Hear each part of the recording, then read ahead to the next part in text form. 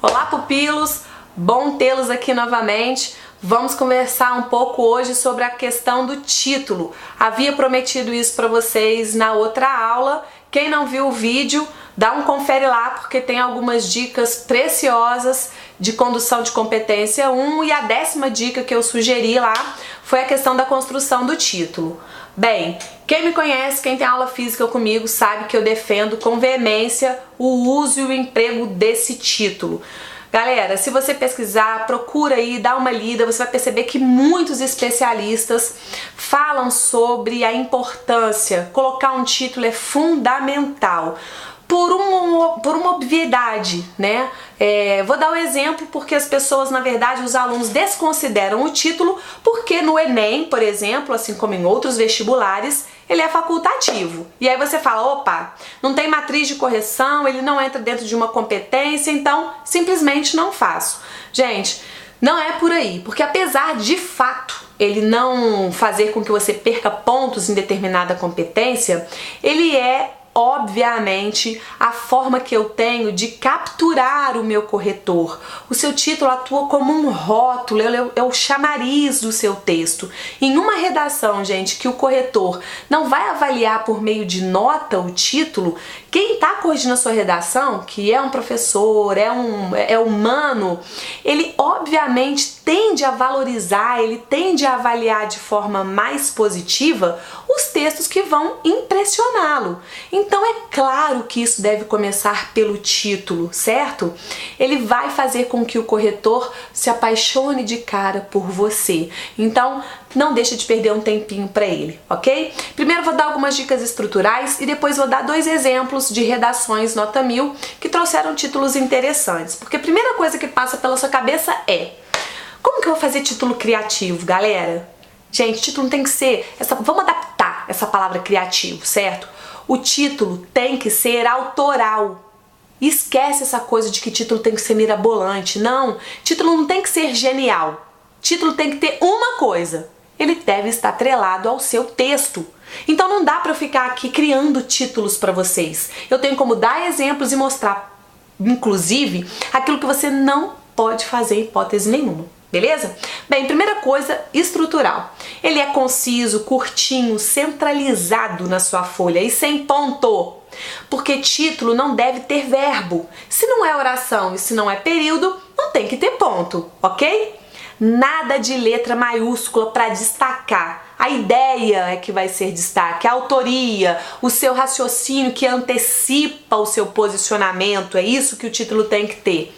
Então, nada de letra maiúscula em todas as palavras. É na primeira e só, certo? Vou te dar uma dica aqui de quantidade, que normalmente eu não falo, mas é para auxiliar. O bom título, gente, gira mais ou menos em torno de 3, 4 palavrinhas. É o ideal, certo? Porque se passa disso, acaba ficando muito grande, ele perde essa característica de ser curtinho, certo?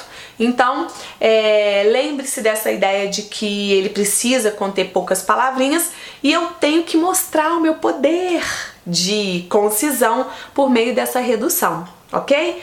Enfim, galera, vou te dar agora aqui algumas dicas, ou pautado nesses textos que foram sucesso aqui, 2 títulos interessantes. O primeiro é mais objetivo e óbvio, é isso mesmo. Título não tem que ter metáfora, não tem que ter subjetividade, não pode ser clichê, nada de chavão e nada de tema. Tema é assunto, título é a sua visão sobre o assunto. Ok? Nada de estrangeirismos. Isso não é criatividade. Então, objetivo. O menino colocou lá pra mim, ou ele tirou nota 1000 no Enem colocando tolerância na prática. Ai, Priscila, mas não é muito óbvio? Não. O que de tolerância eu vou falar na minha redação? Como eu vou desenvolver esse raciocínio?